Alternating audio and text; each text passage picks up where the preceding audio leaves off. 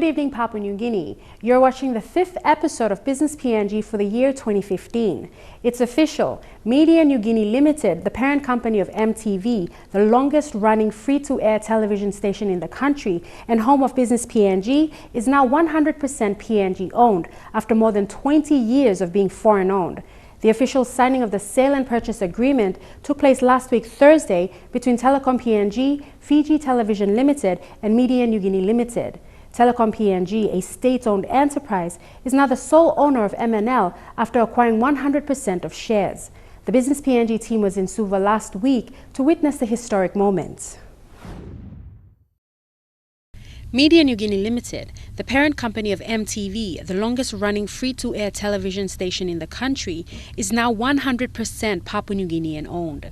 The official signing of the sale and purchase agreement took place last week in Suva between Telikom PNG, a subsidiary of the Independent Public Business Corporation, and Fiji Television Limited. Telikom PNG, through IPBC, now owns 100% of shares in Media Niugini Limited. Whilst the sale is still subject to regulatory approval in Fiji and PNG and subject to an extraordinary general meeting of Fiji Television Limited to be held in March, Fijian Holdings Limited Group CEO Nuzab Farid said both the buyer Telikom PNG and the seller Fiji Television Limited had agreed on the sale. It's an honor and a pleasure to sell this company to Telikom PNG, which is a state-owned enterprise. Now, people of PNG can be really proud they own a flagship, a great company with the right capacity and capability. And I'm sure that company can go forward. EMTV under Media Niugini Limited is Papua New Guinea's first and longest-running television network and was a profitable subsidiary to Fiji TV, crossing a 25 million kina revenue mark in the last financial year for the first time ever in MNL's financial history. According to Telikom PNG CEO Michael Donnelly, the acquisition is good news for Papua New Guinea as EMTV continues to set a standard in locally produced programs. We are a PNG-owned company, so building capability and building capacity within these companies is very much a part of our vision and mission as opposed to just running commercial businesses. There is a convergence in the marketplace, not just between fixed line business and mobile, but what consumers want to do on those devices. And clearly, being a Media Niugini Limited, being a strong content owner and builder, is very attractive to our telephony customers. He added that as a telecommunication company acquiring a media company, the two can now benefit from each other's synergies. Despite the entry of competition in the television media market, with the provision of digital television signals, Telikom PNG plans to implement digital services through MNL's EMTV within the next 12 months, making EMTV the sole free-to-air broadcaster using both digital and analog services. Minister for Public Enterprises and State Investments, Ben Maika, stated that Media Niugini Limited's acquisition will now beef up and converge the communications and media broadcasting industry in Papua New Guinea. I can confirm that the acquisition of EMTV by Telikom PNG from Fiji TV has been concluded as IPBC has cleared the sale to go through, and as you are now aware, Telikom and Fiji TV have now signed the sales and purchase contract for the sale of 100% of EMTV by Fiji TV to Telikom PNG. He says the purchase is a strategic move and one in line with the current government's plans to provide a more cohesive and converged output of information covering all forms of media. Telikom as a network provider, as a provider of application services, and now it's going into content by acquiring Datec as the ISP provider, acquiring EMTV as a media company, and through its existing ownership of FM 100, it's now fully integrated in the telecommunication industry, from network delivery services to ISP and also to media. Minister Micah says with Media Niugini Limited's experience and industry knowledge, along with Telecom's network and coverage, the future looks exciting. It's a great positive step for the country, and especially Telecom and IPBC, that the main television provider in the country is now in the hands of Papua New Guineans through Telecom and IPBC. This is great news for Papua New Guineans. Business PNG took a tour around Media Niugini Limited's EMTV office to discover the views of MNL employees regarding the 27 million kina buyout. I think in a way it's an advantage to the company as a whole. It's more localized, and because most of the programs that we see on there mostly locally produced, so when the company being more privatized local, I think it's a good step for the country and as a way for the company to go forward as well. It's a good change, and it's good to know that we are now locally owned, and I feel that it's a step in the right direction. I think the buy was a little less, or the purchase was a little less, but then again, it's now a PNG-owned company, and that's the most important thing, that it's a PNG-owned company. There's a lot of things planned ahead, and I look forward to those things with MTV, being a PNG-owned company. I'm really happy about it. As an employee of MTV, the biggest positive motivation for me is that we're now 100% nationally owned, and the synergies that are created with Telecom and MTV and everyone else involved. I believe if we're all together, we can do what we set out to do for our country. Women-owned media bodies are usually looked down upon around the world, but I'd say Russia Today is a massive example of that. But we've been informed that it's going to be nothing of the sort, so I'm pretty excited, yeah. The amazing thing about Telecom now owning MNL is, well, apart from the fact that we are now 100% PNG owned, we'll be supporting the economy in a huge way now. And because Telecom not only owns a TV station, they've also got FM 100, which is targeted towards the matured audience. We also have Hot 97 FM for the youth. So with all these media organizations together, we'll form a support link. So that's something that Papua New Guineans ought to be proud of, because apart from MTV, FM 100 and Hot 97 FM, we only have NBC, which is owned by Papua New Guineans. So that's a great plus for everyone. Yes, things change, and I honestly feel that we're only gonna go into new and better heights, basically. So I'm all for it. So I can't wait. Yeah. Coming up on the show, we discover Coca-Cola Amatil's big marketing plan for 2015. Stay with us to find out more.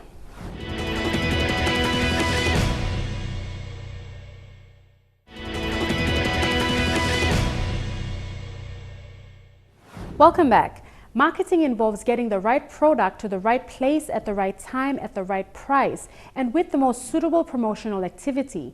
Coca-Cola has always been able to create the most appropriate marketing mix. With Papua New Guinea experiencing economic growth and manufacturing employing up to 25% of the national formal workforce, the country's factories are perhaps the unsung heroes of PNG's rising wealth, and manufacturers are feeling positive about their prospects. Coca-Cola Amatil is spending up big in Papua New Guinea because Papua New Guineans are buying its products like never before. Since its beginnings, Coca-Cola has built its business using a universal strategy based on 3 timeless principles. Acceptability, through effective marketing, ensuring Coca-Cola brands are an integral part of consumers' daily lives. Affordability, Coca-Cola guarantees it offers the best price in terms of value for money. And availability, making sure that Coca-Cola brands are available anywhere people want refreshment, a pervasive penetration of the marketplace. Ending a successful 2014 with a bang, Coca-Cola Amatil in Papua New Guinea is now looking towards 2015 as the year of the PNG Made initiative. We were able to bounce back with a good growth last year. We were able to capture good market share. We were able to participate in some very big events at both a global level and a PNG local level.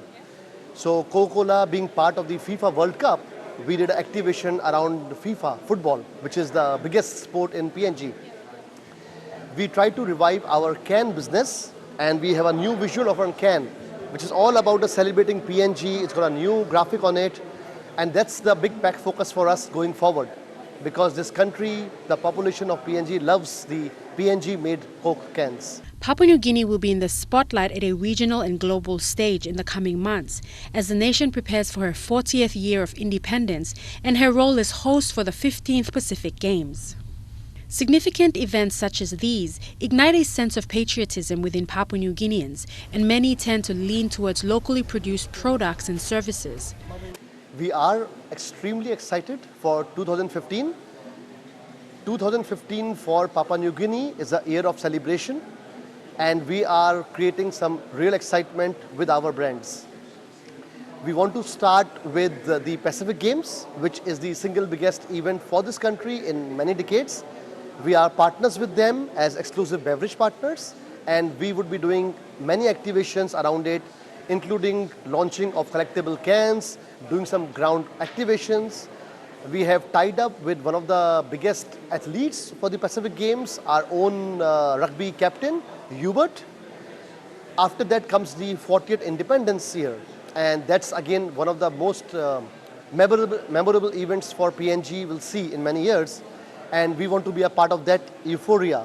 With this said, companies such as Coca-Cola Amatil are committed to capitalize on the occasion by making sure that where there are people and where there is need for beverages, PNG-made Coca-Cola will be available, bringing into play the company's third timeless principle of availability. What we are doing is launching a series of campaigns with our flagship brand Coke and trying to signify some clear winners of this country. So we start with Hans, who's the youth iconic singer for this country. We tie up with Hubert for the Pacific Games. Then we go into the celebration of the Independence Day, and we are getting to partner with Susan, the lady who had actually designed the PNG flag. Okay? So it's an exciting year for us. We will be launching some new brands, some new packs. We are going to be focusing a lot on the PNG-made cans. As you would know, we have recently slashed our prices and made it much more affordable and acceptable to the consumers of PNG. So our Coca-Cola cans are just 2 kina now. So these cans, along with the host of products we have in this country, should be able to offer very affordable and a good value for all our consumers in Papua New Guinea.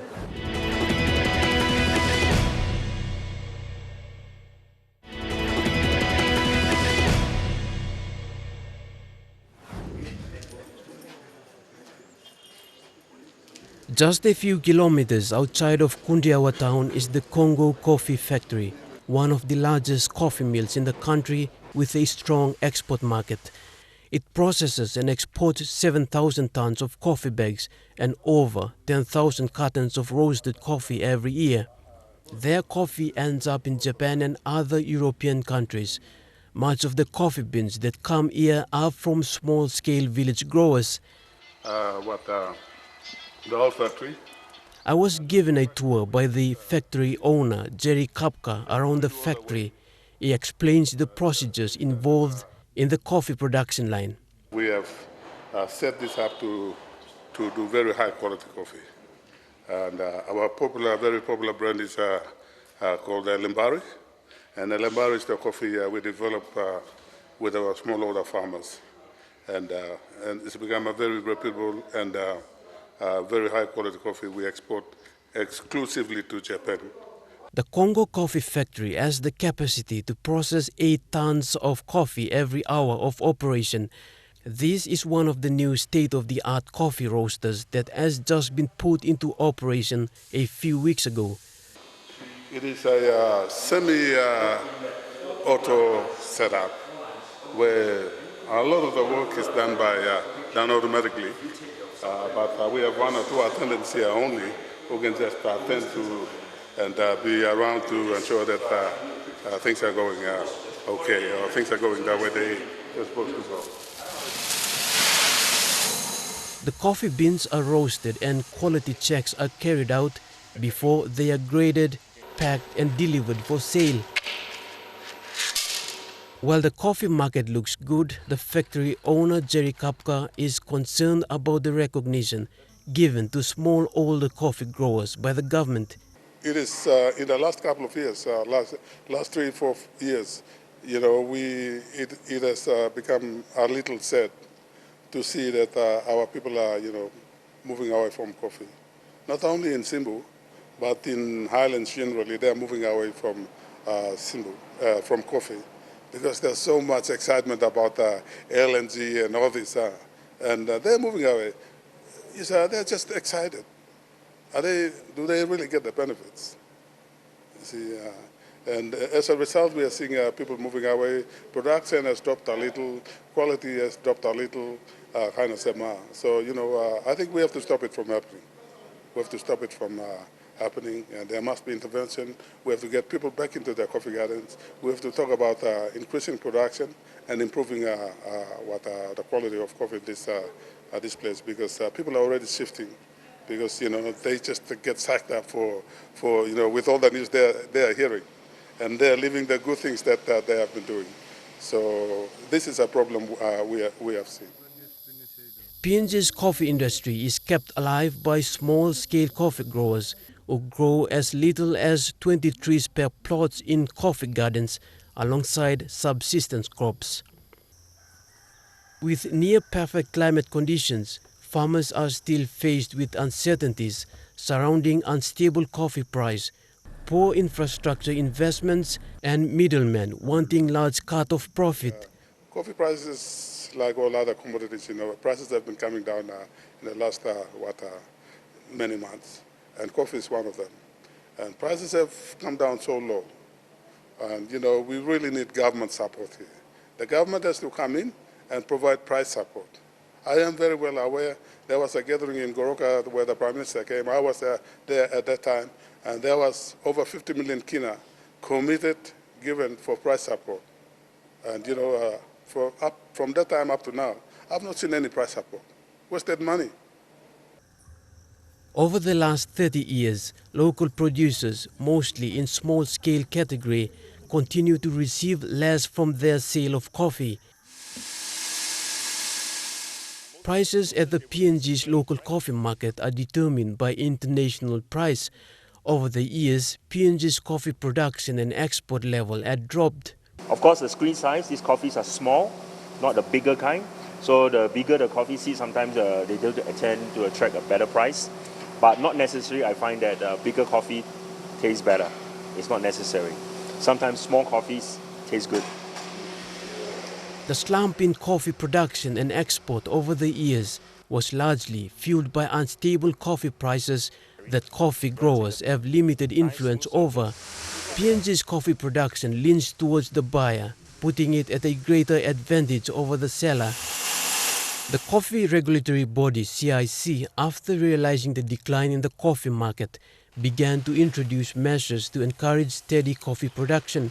Coffee export licenses were issued and coffee growers formed cooperative groups. It gives the opportunity to small coffee growers to avoid the middlemen who, for the most part, buy coffee at a lower price. It is good to get our people together, so and then you can have better bargaining powers to get prices. But to do export, it is more technical. It is more technical. If we are really serious, if we really want to help our people, then we have to look at increasing the volume of production in this country. With 1 million bags that we have at the moment, at current prices, this coffee is bringing around 600 million kina. If we increase the volume from 1 million to 2 million, then you know it just instantly doubles that income, from 600 million to 1.2 billion. And this kind of money would make a lot of difference to the lives of our people. All eyes are now on the government to come up with policies and measures that support the interest of small coffee farmers. Policies that aligned with coffee volumes, quality control and stability in coffee prices.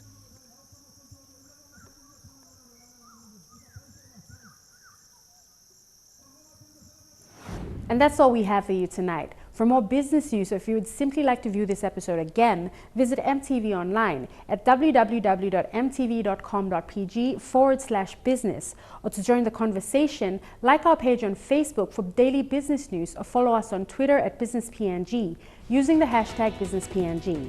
Until next week, have a pleasant evening. I'm Leanne Jarari, and this is Business PNG.